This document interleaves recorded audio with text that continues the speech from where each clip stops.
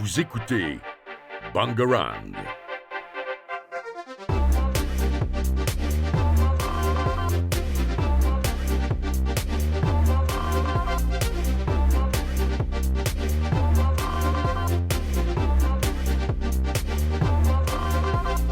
Bangarang. Salut à tous, on se retrouve pour une nouvelle émission Take 5. Et donc aujourd'hui on va vous parler de Radio Sommière et des orientations sexuelles et les genres. Donc je vais vous parler de Radio Sommière. Donc on a été invité à un événement pour l'événement des 100 ans de la radio et les 20 ans de la Radio Sommière. Donc ça s'est passé le mercredi 2 juin.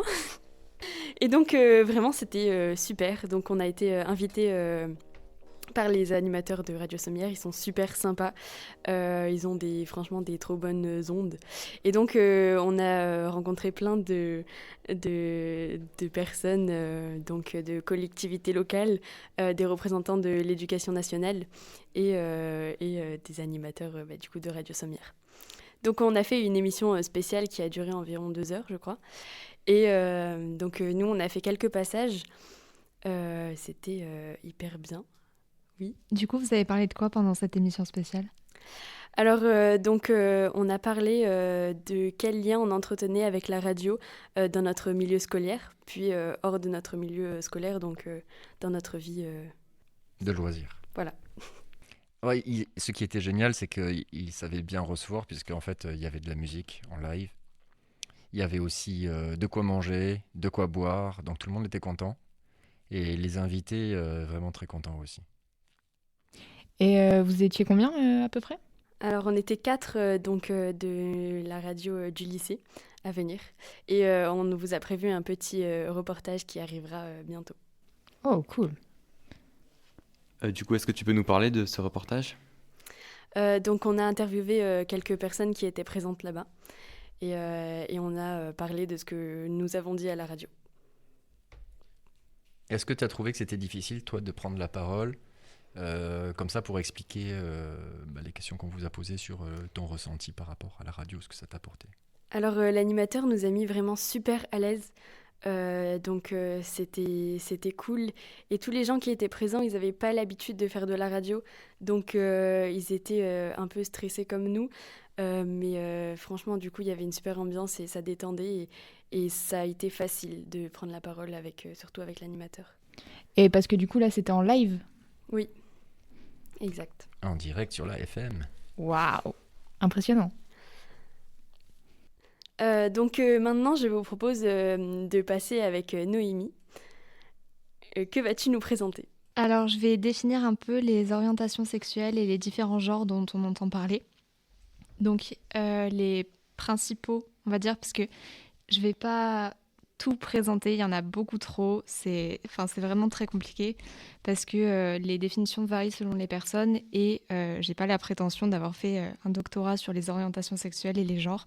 Donc, s'il y a des personnes que je peux froisser parce que j'ai une mauvaise définition ou quoi, c'est pas volontaire, je m'excuse d'avance. Et on a essayé d'avoir des personnes qui sont non cisgenres pour nous expliquer un peu ce qu'elles vivent, mais on n'a pas réussi à avoir de personnes qui pouvaient venir aujourd'hui. Donc voilà, c'est juste pour vous dire qu'on a essayé. Donc déjà, les personnes lesbiennes, donc ce sont des personnes qui s'identifient comme femmes, ou alors qui ne s'identifient juste pas comme hommes et qui aiment des personnes qui ne s'identifient pas comme hommes ou qui s'identifient comme femmes. Donc c'est un terme assez large, on va dire. C'est pas très restrictif exactement aux femmes qui aiment les femmes. Les personnes gays, c'est pareil, mais pour les hommes, du coup, ce sont des personnes qui s'identifient comme hommes qui aiment des personnes qui s'identifient également comme hommes. Après, on a un peu un casse-tête entre les bisexuels et les pansexuels, puisque la différence est très fine et elle varie selon les gens. Donc, si vous demandez à une personne la différence, elle ne vous donnera pas du tout la même qu'une autre personne. Donc, par exemple, je vais demander à quelqu'un ce qu'il pense être la différence. Donc, Lynn, est-ce que tu veux nous dire ? Alors, pour moi, une personne bisexuelle est une personne qui peut être attirée par les hommes ou par les femmes. Alors que pansexuel, je dirais que c'est plutôt tout le monde, en fait. Vraiment, qui peut être attiré par tout le monde, juste d'un point de vue psychologique. Donc ça, c'est ce qu'on entend souvent, et c'est pas exactement Aïe, ça, aïe, c'est pas aïe. complet. Donc un 10 sur 20 à peu près là. Oh, c'est dur, c'est dur. Donc en fait, la différence, elle est surtout, c'était surtout dans le passé, on va dire. Donc de base, il y avait deux termes, parce que à l'origine, bisexuel, c'était les personnes qui aimaient les hommes et les femmes cisgenres, et pas les personnes non binaires. Alors que pansexuel, ça voulait incorporer les personnes transgenres et les personnes non binaires. Sauf que maintenant, en fait, quand on parle de personnes bisexuelles, elle peut aimer. Donc, c'est une attraction envers deux ou plus de genres. C'est pas que les hommes et les femmes cisgenres et binaires. Et pansexuel, en fait, c'est que une personne, enfin pour moi, une personne est attirée par une autre personne indépendamment de son genre. Donc, elle peut être attirée par n'importe quelle personne s'il y a un feeling, en gros, on va dire. Alors que bisexuelle, elle est attirée par une personne de tel ou tel genre, on va dire. C'est un peu plus limité. Mais après, on peut aussi parler de personnes bisexuelles. C'est un terme parapluie, on va dire. Et dans ce terme, il y a plusieurs sous-catégories, dont pansexuel. Oui, Et tu as utilisé plusieurs fois le terme cisgenre, ça veut dire quoi? oui, donc j'allais y venir. Cisgenre, en fait, c'est une personne qui, son genre correspond avec celui dont elle a été assignée à la naissance. Donc, par exemple, si une personne, c'est aussi une différence entre le genre et le sexe. Donc, le sexe, c'est par rapport à nos chromosomes. Et le genre, c'est ce dont on ressent être, on va dire. Donc, par exemple, si une personne pense être une femme et qu'elle a un sexe féminin, bah, c'est qu'elle est cisgenre.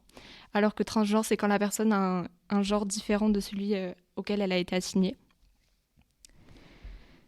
Du coup, pour continuer dans les genres, il y a aussi non-binaire, c'est quand la personne ne rentre pas dans cet espace de femme ou homme. Donc, par exemple, elle peut... en fait, le genre, c'est un spectre, on va dire. On peut se sentir plus ou moins femme, plus ou moins homme.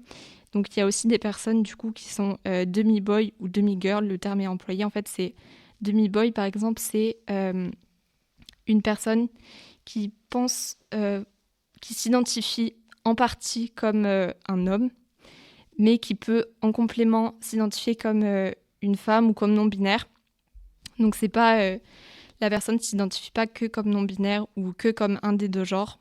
Et le genre auquel elle s'identifie peut être différent de celui dont elle a été assignée à la naissance. Donc après, il y a aussi des personnes gender fluides. Donc en gros, par exemple, des fois le matin, elles se réveillent et puis au final, elles se sentent de genre féminin, on va dire. Et puis un autre jour, ce sera plutôt de genre masculin ou non-binaire. Donc ça dépend vraiment des moments. Pour en revenir aux orientations sexuelles, du coup, on entend aussi parler de personnes asexuelles ou aromantiques. Donc asexuelles, et ces deux termes, pareil, c'est des spectres. Donc une personne peut être plus ou moins asexuelle et plus ou moins aromantique. Donc asexuelle, c'est qu'il y a une moindre attirance sexuelle vers une personne ou pas du tout d'attirance sexuelle, ça dépend des personnes. Et aromantique, c'est ça pour l'attirance romantique, du coup, voire envisager une romance, on va dire une relation avec quelqu'un, mais plus ou moins. Donc il y a des personnes qui n'ont pas du tout d'attirance sexuelle ou romantique envers d'autres, et il y a des personnes asexuelles ou aromantiques qui en ont une, mais pas, je sais pas comment dire. Bref, qui ont une certaine attirance, mais qui n'est pas complète, on va dire, ou nulle, voilà. Et enfin, il y a le terme queer, du coup, qu'on entend, c'est pour toutes les minorités sexuelles ou de genre. Donc, par exemple, une personne bisexuelle, une personne non-binaire, gender fluide, pansexuelle, n'importe quoi, est queer. Donc, c'est pour dire que la personne n'est pas hétéro et cisgenre, en gros. Donc voilà, si vous avez des questions. Moi, j'ai une question. Comment est-ce que tu as été sensibilisée à tout ça? Moi, c'était plutôt à travers les séries, les films et tout ça. Donc Netflix, par exemple, souvent, ils font attention à, je sais pas, à montrer tous les genres, toutes les orientations sexuelles qui existent. Mais c'est vrai que souvent, des fois, on dirait que c'est fait exprès pour qu'il y ait de la représentation, quoi. Et toi, du coup? Moi, c'était plutôt par les réseaux sociaux que j'ai beaucoup entendu parler de ces personnes.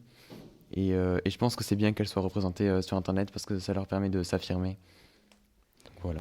Puis c'est pour ça aussi qu'on fait cette émission, pour qu'il y ait moins d'amalgame avec les définitions. Souvent, on entend des énormités. Donc, c'était pour éviter ça et éviter que les personnes soient heurtées du coup quand il y a des mauvaises définitions. Ok, merci Noémie, vraiment c'était super intéressant. C'est vrai que moi je ne connaissais pas tous les termes appropriés, donc merci. Écoutez, c'est la fin de notre émission, j'espère qu'elle vous aura plu. Et on en profite aussi pour remercier Radio Sommière qui nous a accueillis. Merci beaucoup. Merci. Merci. Vous écoutez Bangarang.